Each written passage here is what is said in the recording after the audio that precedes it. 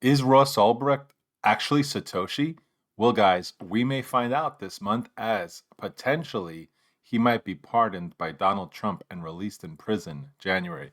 Happy New Year, everybody. It's going to be a crazy 2025. I can already feel it.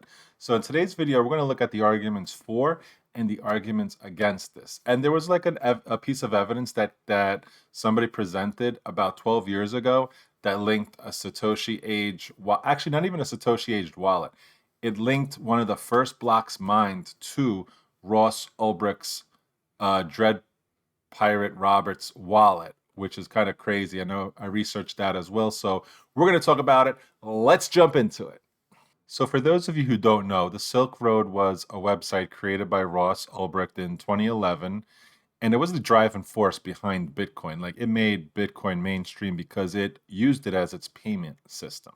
So, what was the Silk Road? Well, here you got a little picture of what it looked like. You can buy anything from drugs, weapons, people, um, murder for hire. So, eventually, the FBI shut this website down and you know, took him to basically jail. They gave him 2 consecutive life sentences because, there was obviously people who died over this. There was people who overdosed. So they pretty much made the creator, responsible. They held him responsible for it. They gave him 2 consecutive life sentences, and he's supposed to be in jail for good. So here's where the timeline comes into play with Satoshi. So if you look at the timeline alone, it's very, very suspicious because Satoshi, he stopped talking I think I got it in my notes here. I think his last email was April 23rd, right before Gavin said he was talking to the CIA. Gavin Andreessen, that little rat. Right before said he was going to be interviewed by the CIA and, present Bitcoin, Satoshi was like, poof, I'm gone. So the Silk Road, obviously, like I said, it was 2011 and it used Bitcoin as its main currency and it was the driving force. So Satoshi put out an email in 2011 saying that it's Bitcoin is in good hands with Gavin and he's on to other things. What was the other things? A lot of people are speculating that he was also the creator of the Silk Road.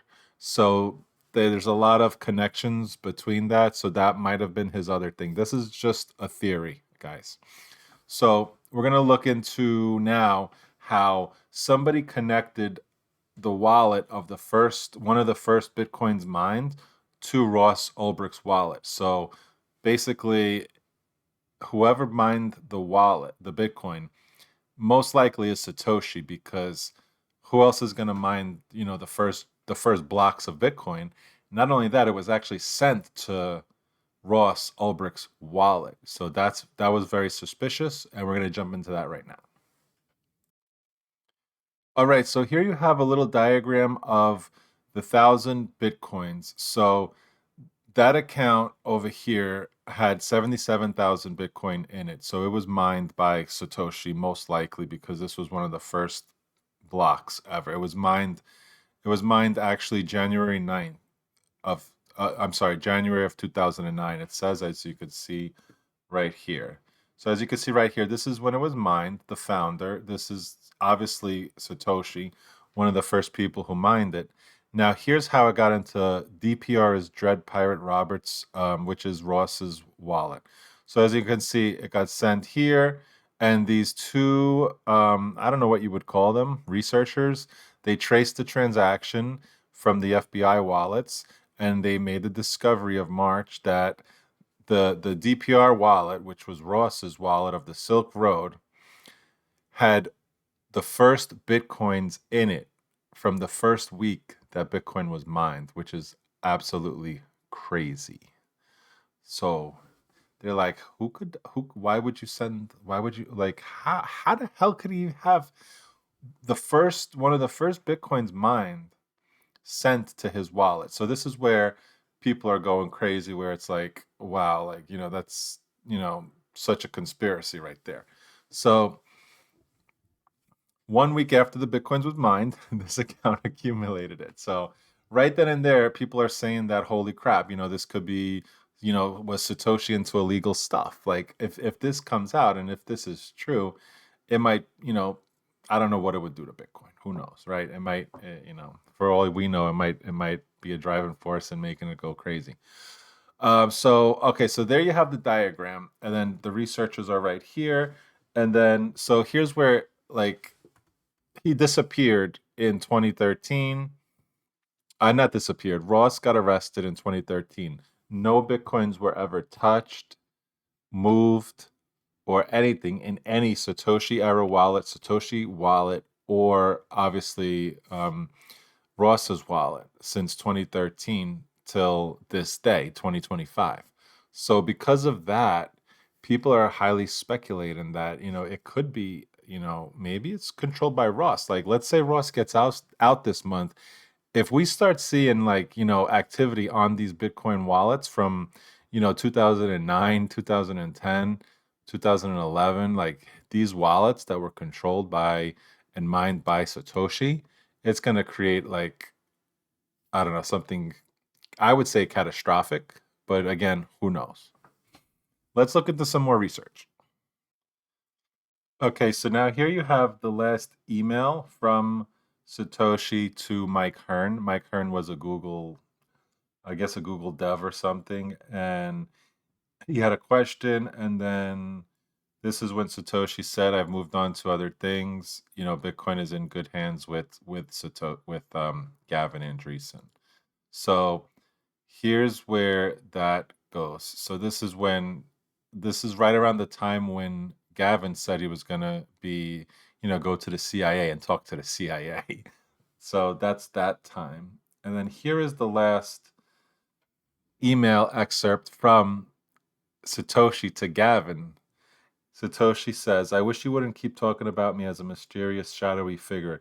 The press just turns that into a pirate currency angle." Again, Dread Pirate Roberts. Connection?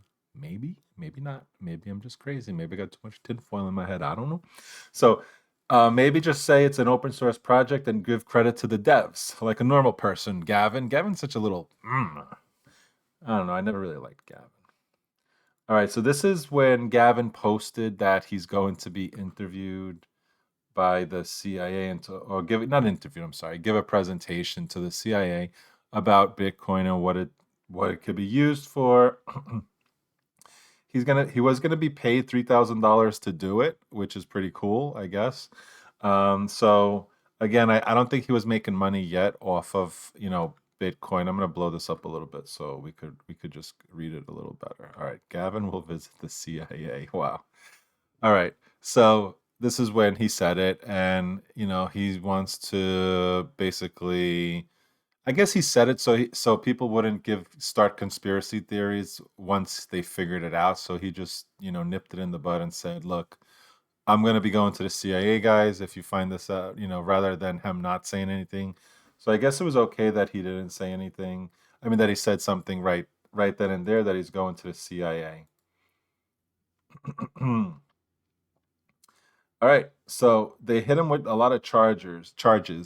And so when did he get arrested again? I think 2014. Yeah. So Ross got arrested in 2014. And again, this fits the timeline. It fits the conspiracy theories that, you know, Satoshi's gone, Ross is in jail. So, the timelines on this actually match. Now we're going to debunk this theory with somebody came out and said, no, no, no. Here's the explanation of the bitcoins ending up in Ross's wallet, and this is how they got there. So, okay, here's where it gets a little bit more interesting. So when Ron and Shamir, that was the Israeli researchers who came out with this theory on, the wallet, Silk Road being funded with a Satoshi wallet, this guy named Dustin Trammell came came into light saying that it was his wallet. So now when he said it was his wallet, people are like, well, wait, what the hell were you doing mining Bitcoin back in January of 2009, bro? And then he said he was actually working with Satoshi and he actually was the miner. So now let's get interested. Now he put out a blog post in 2013. Now he deleted it, but obviously we got archive.org. So you can read through this. I'm going to post a link here. So he's like, I am not Satoshi, guys. It's one of those things. So basically, what this guy said, actually, I want to go through all these comments too. This is very interesting. So, what this guy basically said was if these two researchers actually did their research, they would find out that, it could have been on an exchange from like it was on Mount Gox. So, these Bitcoins went to an exchange and the exchange sent it to Ross Ulbricht's wallet. So, that was the explanation. Now, who knows what to believe? But obviously, this needs some more research. Like we can't just toss this out. So let me know what you guys think in the comment section down below. I'm gonna post all of these links, and all we can do is just wait and see what happens, guys. I mean, that's all we can do. Let's wait and see. All right, thanks for watching. Happy New Year. I'm gonna catch you on the next one on the flippity flip. Peace.